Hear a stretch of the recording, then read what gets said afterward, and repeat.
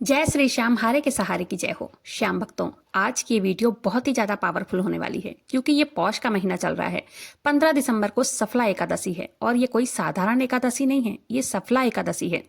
अगर आपको किसी कार्य में सफलता नहीं मिल पा रही है तो आपको ये उपाय जरूर करना चाहिए क्योंकि ये एकादशी सफलता से जुड़ी हुई है। आज की इस वीडियो में मैं ऐसे कुछ उपाय शेयर करूंगी जो कि एकादशी के दिन अगर आप करते हैं इस उपायों को, तो वो चाहे धन की परेशानी हो, करियर में उन्नति ना हो रही हो, ये वैवाहिक जीवन में मनमुटाव चल रहा हो या बच्चों की शादी में बाधाएं आ रही हो, तो इस दिन इन उपायों को करने से बहुत जल्दी परिणाम मिलता है। एकादशी 2026 15 दिसंबर सोमवार को पड़ रही है। इस दिन एकादशी का व्रत रखा जाएगा और इस दिन भगवान श्री हरि विष्णु और बाबा श्याम की हम सब पूजा अर्चना करते हैं। धार्मिक मान्यता है एकादशी तिथि को सच्ची श्रद्धा और भक्ति भाव से पूजा करने से, उपासना करने से व्यक्ति को सफलता प्राप्त होती है। आज की इस वीडियो में सफला एकादशी के दिन पूजा पाठ से लेकर कुछ उपाय भी शेयर करूंगी जिसे करने से हमारी आध्यात्मिक उन्नति होगी। इन उपायों को सफला एकादशी के दिन करने से बहुत ही जल्द से जल्द परिणाम मिलता है। साथ ही इस वीडियो में आपको बताऊंगी तुलसी मैया में ऐसी कौन सी चीज है जो चढ़ाने से 24 घंटे के भीतर हमारी मनोकामनाएं पूर्ण होती हैं। सारी जानकारी के लिए वीडियो पर अंत तक बने रहें। वीडियो पसंद आए वीडियो को लाइक कीजिएगा, अपने ही चैनल मैजिक उपाय को सब्सक्राइब जरूर से कीजिएगा।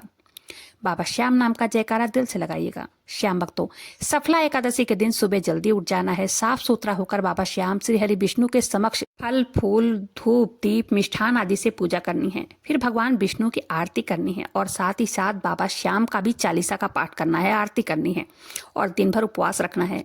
शाम को पूजा के बाद फलाहार करना है। कई लोग दिन में एक बार फलाहार करते हैं, मेरा मतलब है कई लोग सिर्फ शाम के समय ही जल ग्रहण करते हैं। जैसे आप हर एकादशी को व्रत रखते हैं वैसे ही रखना है।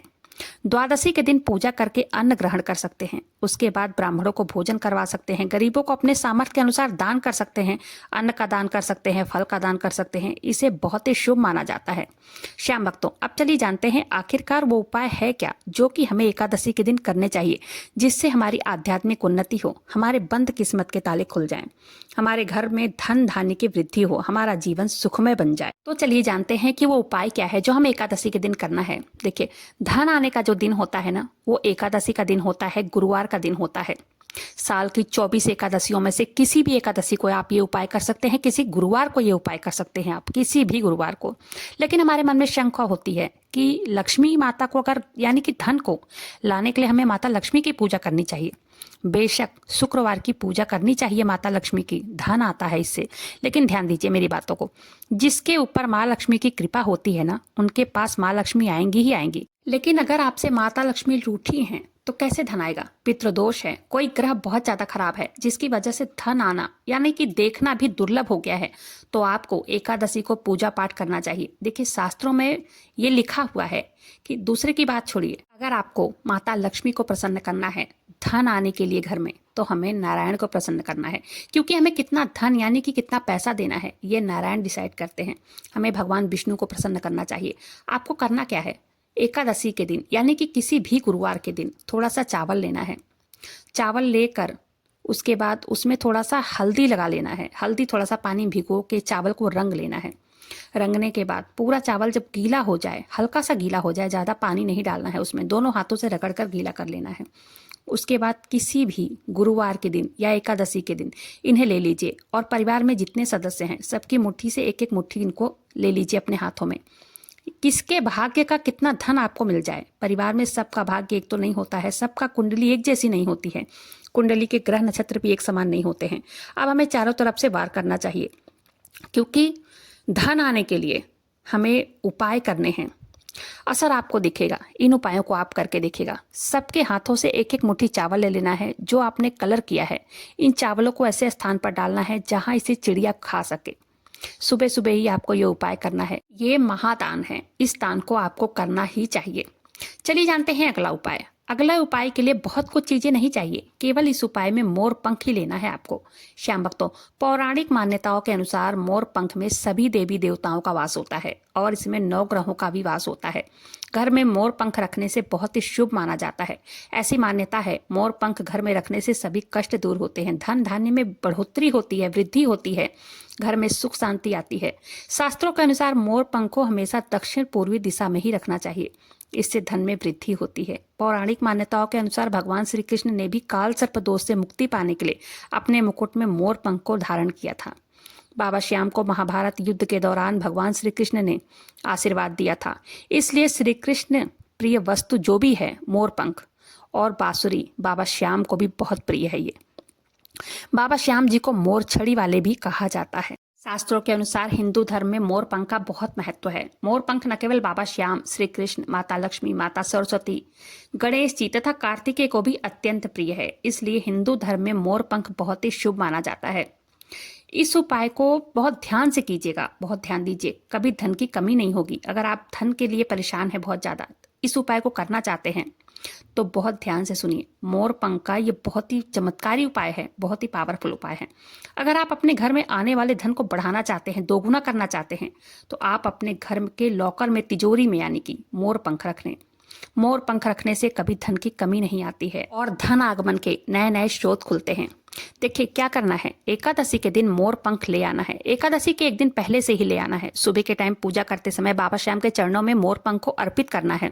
उसके बाद उस मोर पंख को द्वादशी के दिन उठाकर अपने लॉकर में, तिजोरी में कहीं भी रख सकते हैं। जानते हैं मोर पंख का दूसरा उपाय। देखिए पौराणिक मान्यताओं के अनुसार अगर आपने घर में धन से जुड़ी समस्याओं को दूर करना चाहते हैं, परेशानी को दूर करना चाहते हैं, तो अपने घर के मंदिर में मोर पंख जरूर लगाना चाहिए। मोर पंख लगाने से घर में धन की वृद्धि होती है, घर में धन आने के नए नए स्रोत खुलते हैं। तीसरा उपाय, घर में धन का आगमन करने के लिए आप अपने मेन गेट पर बाबा श्याम के 3 बाण की फोटो ले आए, उसको लगाएं। उसके साथ एक मोर पंख भी लगाएं। मोर पंख को इस तरह लगाइए जिससे कि लोगों की नजर उस पर मोर पंख पर पड़े। ऐसा करने से आपके घर में कोई ग्रह दोष नहीं होता है, वो धीरे धीरे करके दूर हो जाता है और आपके घर में खुशियों का माहौल बना रहता है। चलिए जानते हैं अगला उपाय। सफला एकादशी के दिन तुलसी माता में गाय का कच्चा दूध डालना है। जैसे भी आप पूजा पाठ करते हो हमेशा, वैसे आप सब कुछ करने के बाद बस 1 चम्मच माता रानी को गाय का दूध अर्पित कीजिए। धन प्राप्ति करना है तो ये करना ही पड़ेगा। ध्यान से सुनिए, ज्यादा दूध नहीं डालना है, मात्र 1 चम्मच दूध अर्पित करना है। कोई नुकसान न पहुंचे जिससे माता रानी को।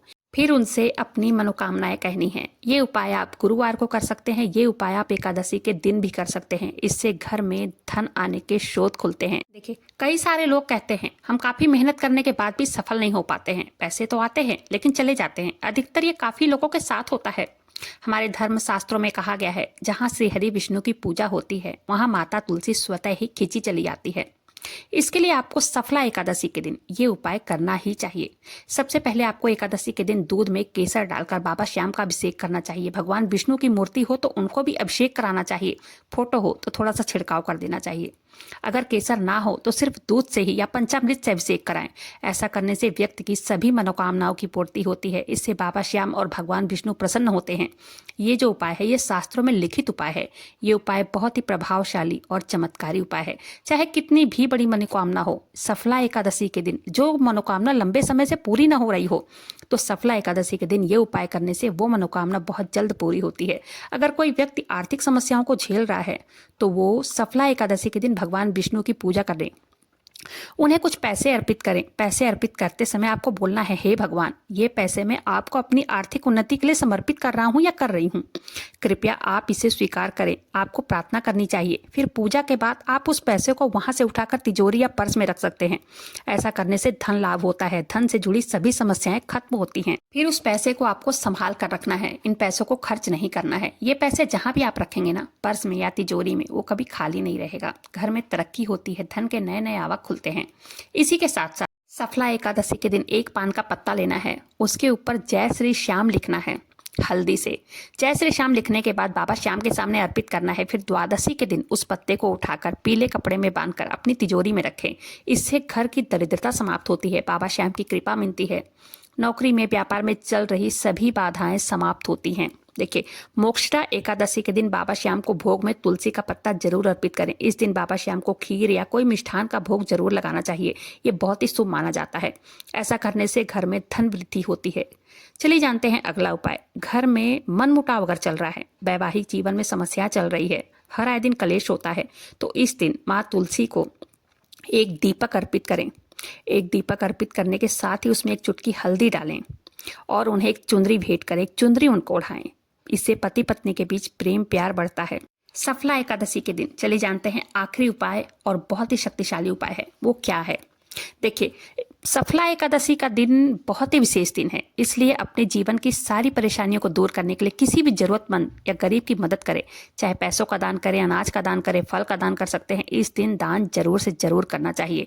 जो भी हो अपने सामर्थ्य के अनुसार दान जरूर करना चाहिए। दान फल का दान कर सकते हैं, किसी को पैसे का दान कर सकते हैं। जो भी दान करें, जो भी अपने सामर्थ्य में हो वो दान जरूर करना चाहिए। सफला एकादशी के दिन तुलसी माता का एक पौधा दान करना बहुत ही विशेष फल देता है। ये दान महादान कहलाता है। आज के दिन तुलसी का पौधा जरूर से जरूर दान करना चाहिए। आज के दिन अगर कर्ज की अर्जी लगाते हैं तो कर्ज की अर्जी लगाने से कर्ज से जल्द छुटकारा मिलता है। अगर किसी मनोकामना के लिए अर्जी लगाते हैं तो वो मनोकामना भी बहुत जल्द पूरी होती है। जितने भी उपाय मैंने शेयर किए हैं, इन उपायों में से किसी भी उपाय को कर सकते हैं जो आपको आसान लगे। पूरे श्रद्धा और विश्वास के साथ कीजिएगा इन उपायों को सफला एकादशी के दिन करने से तुरंत परिणाम मिलता है और जल्द से जल्द परिणाम मिलता है। तो उम्मीद करती हूँ आज की जानकारी पसंद आई होगी। जानकारी पसंद आई हो वीडियो को लाइक कीजिएगा, अपने ही चैनल मैजिक उपाय को सब्सक्राइब जरूर से कीजिएगा। बाबा श्याम नाम का जयकारा दिल से लगाइएगा। मिलते हैं फिर ऐसी किसी वीडियो के साथ, तब तक के लिए जय श्री श्याम, हरे के सहारे की जय हो।